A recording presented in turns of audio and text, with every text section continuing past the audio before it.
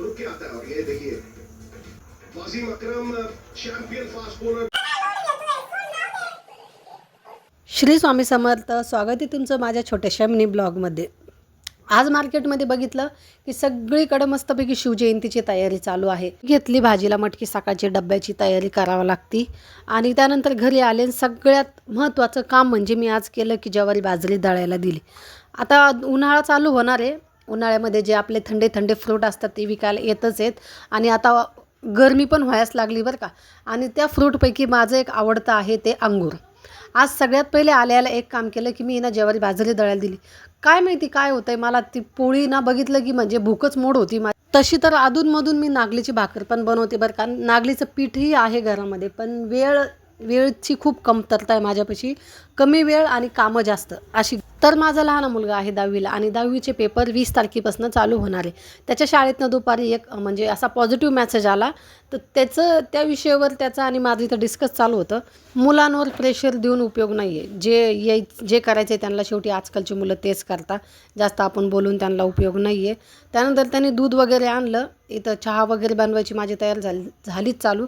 मला कामावरून आल्यावर आहे ना, जसं की ऑफिसवरनं आल्यावर पहिले चहा लागते। काय होतच ना 10वीत, त्याला काय 80-90 आपल्याला अशी पडते तशी पडते जे त्यात विशेष काहीच नाही ना साई। आलोकने 80 आणले होते, भाऊनी 85 आणले होते, तू 95 आणणार आहे। मला माझं फिक्स गणित आहे। मला माहिती आहे, मला कॉन्फिडन्स आहे स्वतःवर की तू 95 आणणार आहे। मग एवढं काय लोड घेतोय, सोड जाऊ दे। माझ्यासाठी तू टेन्शन आलं कशाचं? मेसेज वाचून टेन्शन आलं ना, मला माहिती ना। शाळेतला मेसेज वाचून तो जरा टेन्शनमध्ये दिसला मला, म्हणून त्याची थोडीशी मजा घेत होते। असं काही नाही की त्याला म्हणायचंच मला 80-90% आणि असं काही नाही। त्याच्या जेवढं त्याला कळन तेवढा तो पेपर सोडवून असो। तर हा व्हिडिओ आहे शिवरात्रीच्या दिवशीचा बरं का। त्या दिवशी मी मुरमुऱ्याचे लाडू केले होते। तो व्हिडिओ काही मला त्या दिवशी तुमच्यासोबत शेअर करणं झाला नाही, म्हटलं चला आज टाकून देते मी। तर गुळामध्ये मला ते बनवायचे होते, तरी तो गुळाचा पाक बनला का नाही तर अशा पद्धतीने बघावं लागतं बरं का। आणि मी सेम यूट्यूबला बघून केलेले, मला पण काही माहिती नव्हतं।